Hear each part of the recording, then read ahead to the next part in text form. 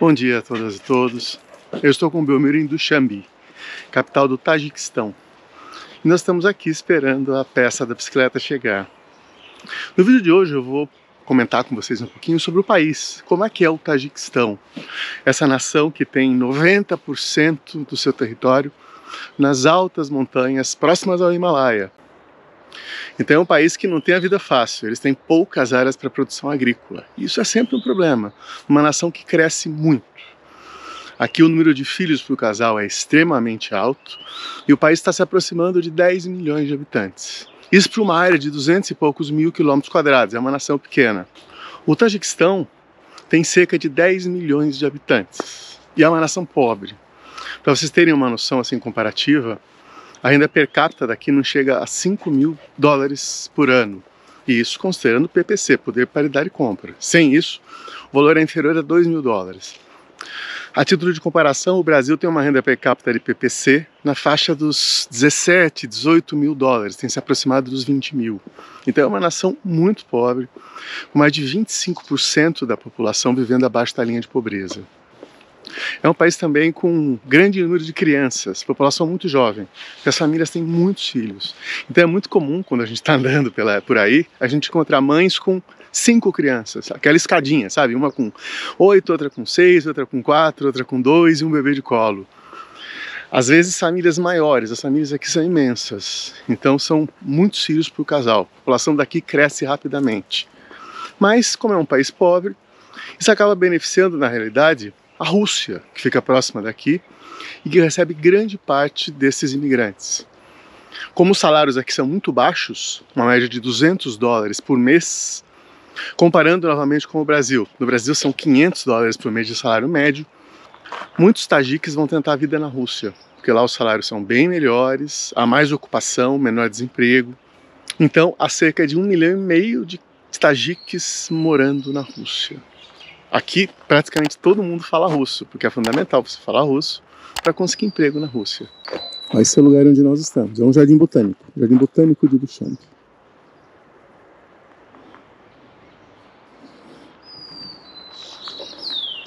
A história de toda essa região, assim como da Turquia e de outros países próximos, é muito antiga. Então calcula-se que a presença humana aqui acontece já há dezenas de milhares de anos, e as primeiras cidades organizadas surgiram há cerca de 5 mil anos. Curiosamente, essa é uma região diferente do ponto de vista étnico. Aqui, diferente de Cazaquistão, Uzbequistão, outras regiões ali próximas da Rússia, a população não tem origem turca. Aqui a origem é iraniana, persa.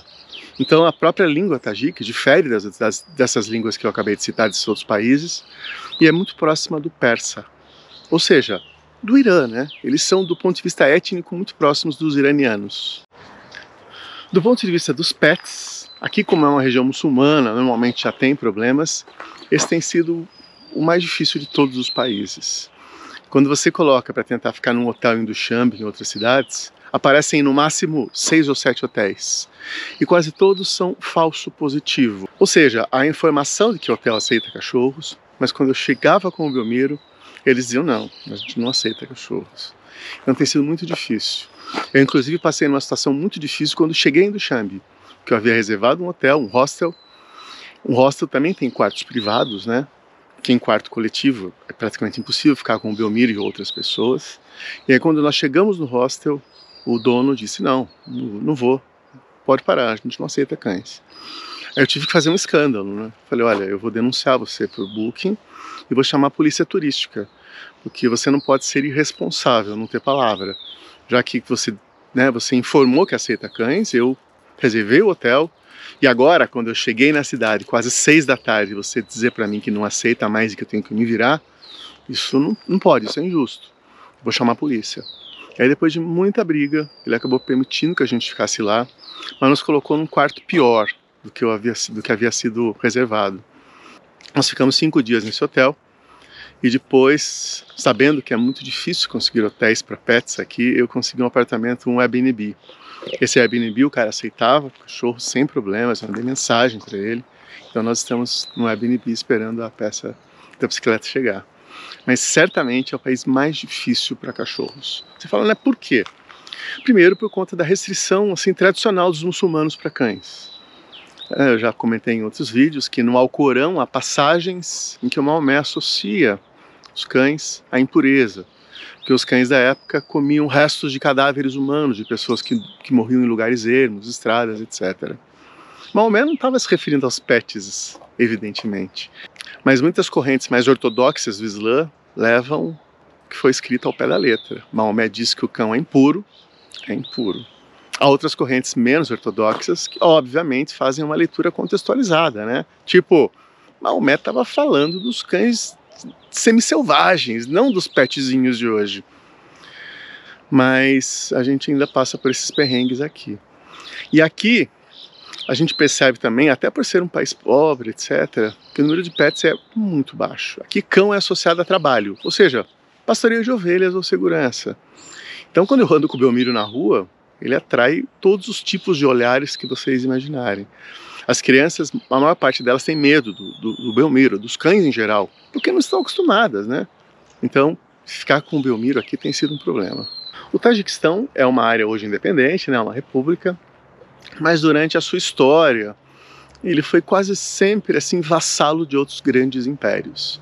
Então ele fez parte do Império Persa, como área vassala, né? Uma área que era comandada pelos persas. Fez parte dos Aquemênidas.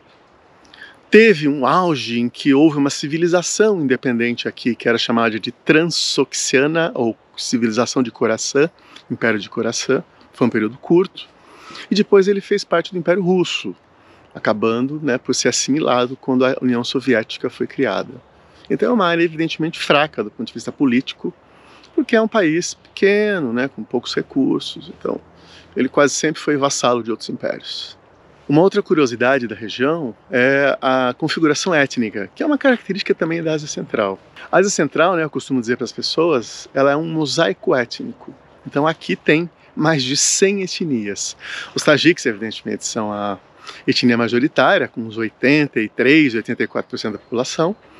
Tem bastante uzbek, que são 12% da população, e outras etnias minoritárias. Russos, kirguizes, cazaques, iranianos, afegãos, entre outras etnias minoritárias que vivem aqui. E é importante destacar que a imigração para a Rússia é importantíssima para o país. Acredita-se que há em torno de 1,5 milhão de tajiques vivendo na Rússia. Eu conheci inclusive muitos quando eu passei como Belmiro pela Rússia. Eles vão para lá porque os salários são mais altos, tem emprego. Então, isso acaba sendo super importante para o PIB do país. Essas pessoas, o imigrante normalmente é o jovem, vive alguns anos na Rússia, depois ele juntando uma economia que ele vai mandando para a família, que em sua maior parte guarda o dinheiro, e depois ele tenta construir algo, montar um negócio aqui.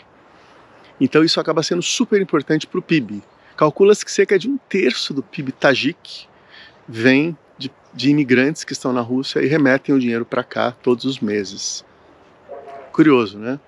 Ao mesmo tempo, né, um país que acaba perdendo a mão de obra no seu auge, já que ela vai gerar riqueza em outro lugar e não aqui no Tajiquistão. Por isso que todo mundo fala russo aqui. É fundamental falar russo para arrumar um emprego na Rússia. Belmiro aqui? O Tajiquistão tem algumas vantagens também. Além de ser um país maravilhoso, tem uma das estradas mais lindas do mundo, que é a rodovia Pamir, é um país bem barato. Vem cá, Belmiro. Na história recente, o Tajiquistão foi muito marcado por uma guerra civil. Quando a União Soviética implodiu há cerca de 3 décadas, houve um período de muita instabilidade que acabou com uma grande guerra civil entre o governo e movimentos islâmicos apoiados pelo Irã. Havia outros grupos minoritários também participando dessa grande guerra civil.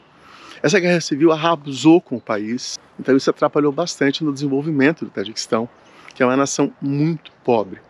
Como eu disse para vocês, né, cerca de 1/4 da população vive abaixo da linha de pobreza.